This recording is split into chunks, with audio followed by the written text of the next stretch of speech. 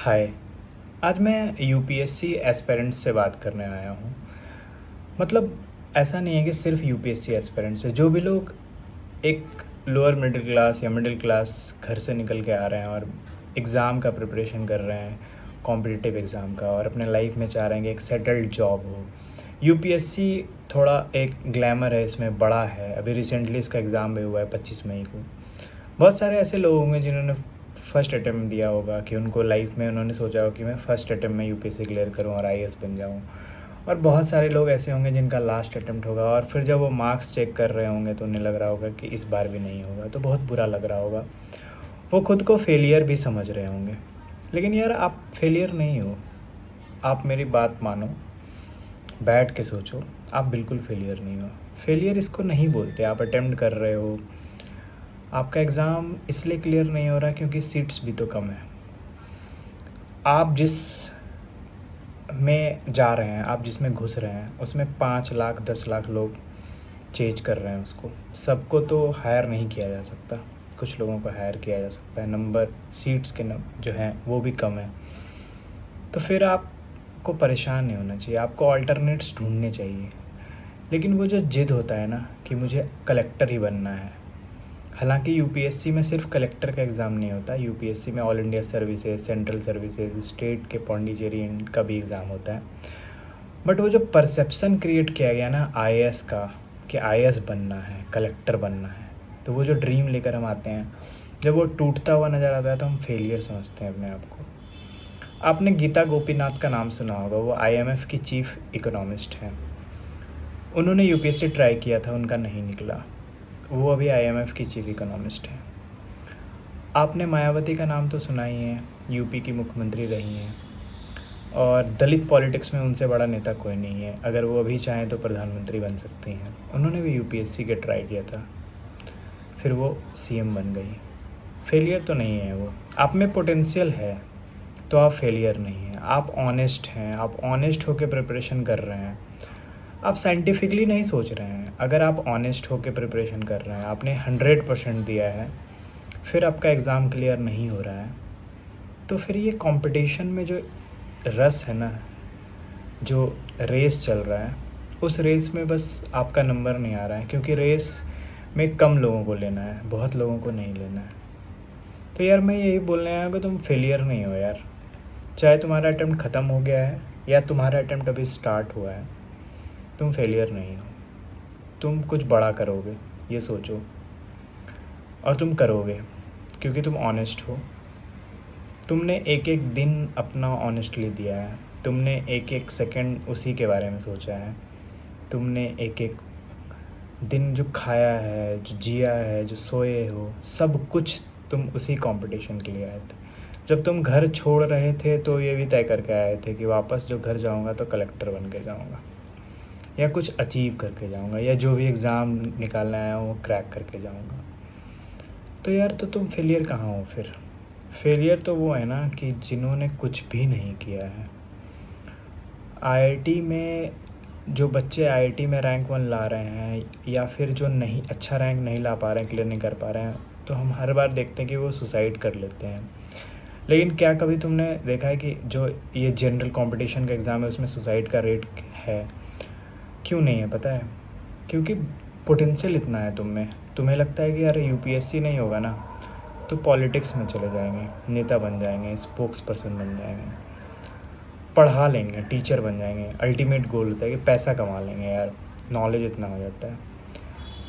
The problem क्या है ना कि हम ना साइंटिफिकली सोचना बंद कर देते हैं।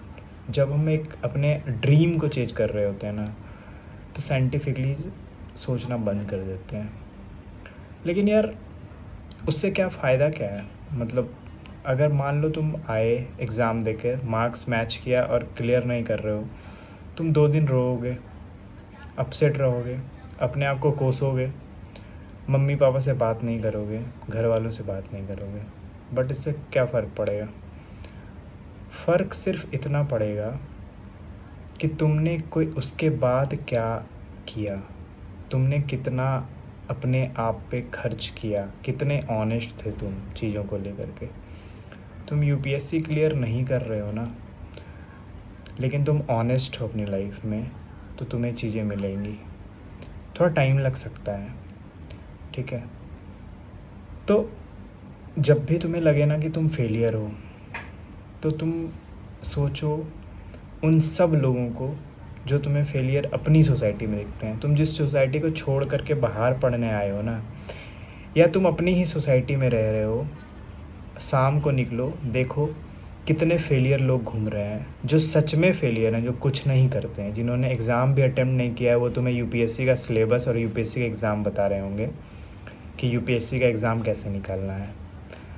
तो ये फेलियर तुम्हारे परसेप्शन में बिठा दिया गया कि तुम फेलियर हो। फेलियर कुछ होता नहीं है, फेलियर मिथ है, अपॉर्चुनिटी की बात है, तुम्हें नहीं मिल पा रही है वो। बिहार में तेजस्वी यादव को अभी एक बेटा पैदा हुआ है, ठीक है। बिहार के डिप्टी चीफ मिनिस्टर रहे हैं, उनके माता पिता दोनों चीफ मिनिस्टर रहे हैं। तो उसका जो बेटा पैदा हुआ ना, वो उसको जन्म लेते ही अपॉर्चुनिटी मिल गई। हो सकता है वो बिहार का अगला चीफ मिनिस्टर बन जाए अपने पिता के बाद।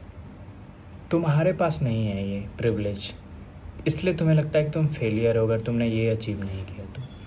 लेकिन इसमें भी प्रॉब्लम है, तुम 5 लाख 10 लाख की भीड़ में लड़ रहे होते हो, तुम बहुत सीरियस हो, तुम बहुत सिंसियर एस्पेरेंट हो, लेकिन नंबर ऑफ़ सीट्स इतना कम है कि तुम नहीं सेलेक्ट हो रहे हो।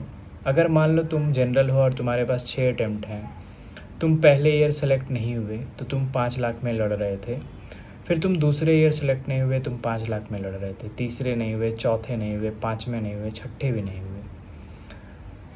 लेकिन उस 5 लाख में सीट तो 1,000 के लिए था, तो उस पूरे 6 अटैम्प्ट में तुम्हारे पास 5,000 सीट्स था। उस 5,000 सीट में तुम नहीं आए तो तुम फेलियर नहीं हो, तुम्हें ऐसा लग रहा है। तो तुम्हें कोई बोल रहा है ना कि तुम फेलियर हो, तो उसे देखो कि उसने अपने लाइफ में क्या अचीव किया है।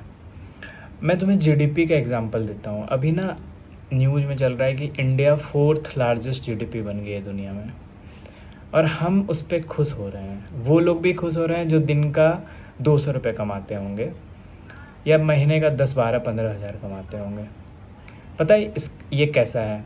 ये ऐसा है कि हमारी फैमिली में जब तुम आईएएस बन जाते, मान लो तुम्हारी फैमिली में तुम आईएएस बनते, तो तुम्हारे दूर के कोई फूफा मामा रिश्तेदार वो खुश होते हैं कि हमारा जो एक है ना दूर के रिश्ते में वो आईएएस है।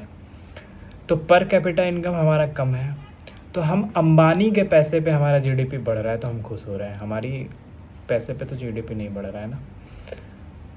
तो फिर खुश होने का फेलियर लोग खुश होने का ऐसा तरीका ढूंढते हैं।